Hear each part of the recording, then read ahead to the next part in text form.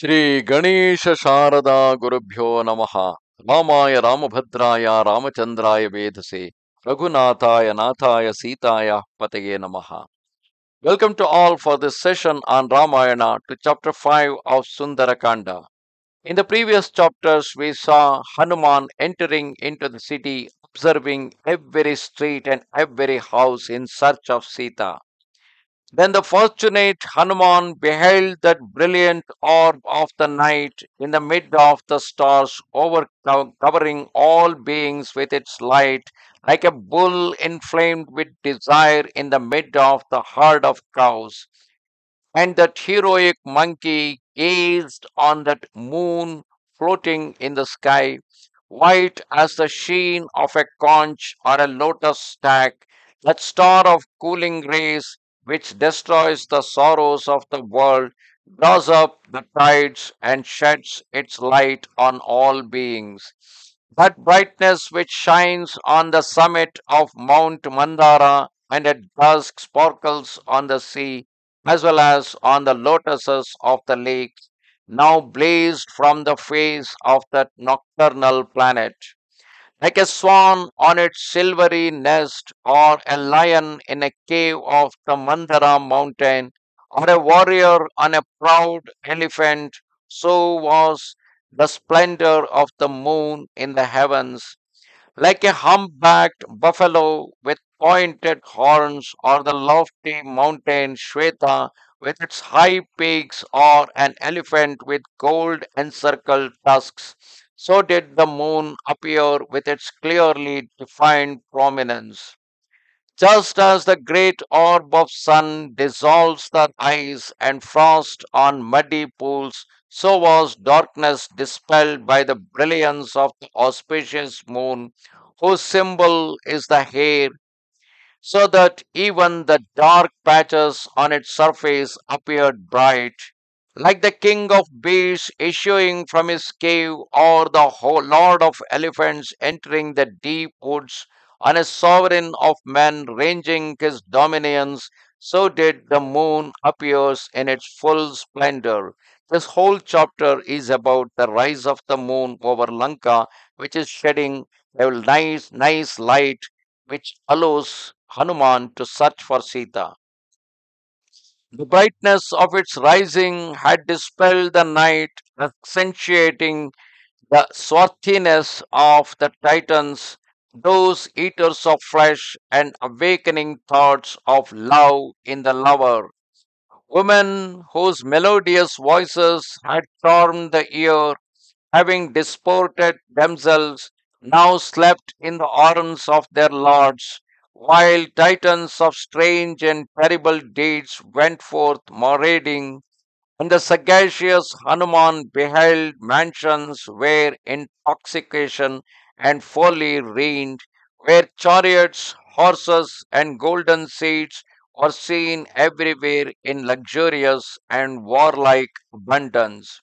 He beheld Titans in violent debate, raising their great arms, discoursing wildly, railing at each other, and exchanging acrimonious words.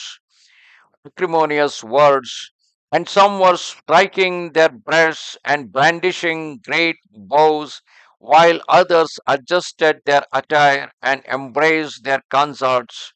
And Hanuman observed courtesans performing their toilet, while others slept, an incomparable lovely woman laughing or frowning in anger, where gigantic elephants trumpeted, their worship was being performed, while warriors were uttering threats, so that the city resembled a lake filled with angry serpents. And he beheld in that place persons full of intelligence, able debaters, pious men, leaders of fashion, and observers of ritual.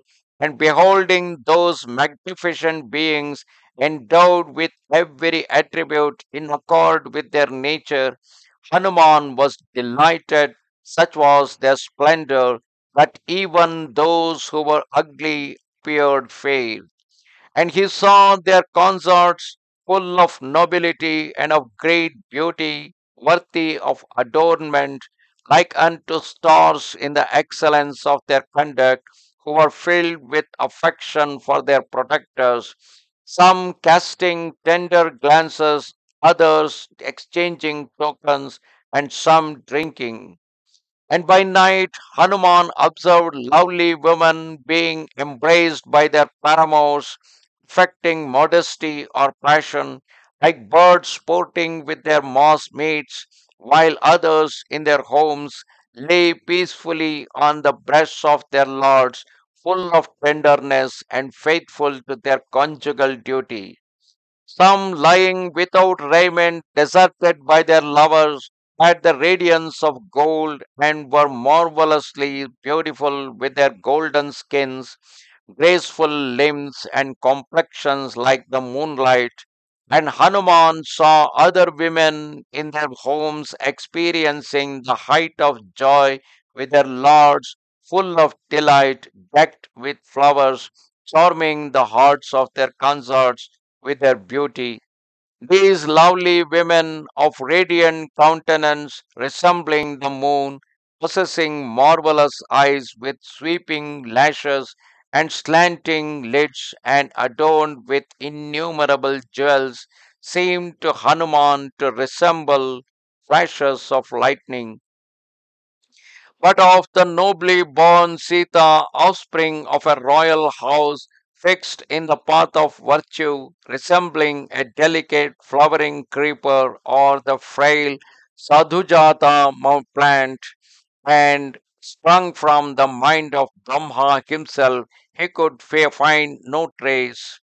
Sita, established in the path of chastity, her gaze ever fixed on Rama, ever absorbed in his contemplation, his every mind and heart itself exalted above all women, prey to burning grief, her bosom wet with tears. She who was formerly adorned with priceless ornaments, Sita, with her charming lashes and enchanting throat, resembling a blue necked peahen, disporting itself in the woods, or the blurred outline of the moon, or a golden ingot uncovered with dust, or a scar left by a wound, or a golden arrow snapped by the wind. And that monkey, after long search, not finding Sita, consort of the Lord of men, Rama, the foremost of those skilled in speech, was overcome with grief and bereft of all courage. Thus ended chapter 5 of Sundarakanda in Ramayana. Namaste Sharada Devi, Kashmira Puravasini, Twamaham Prarthaye Nityam, Vidyadanancha Dehime. Goodbye.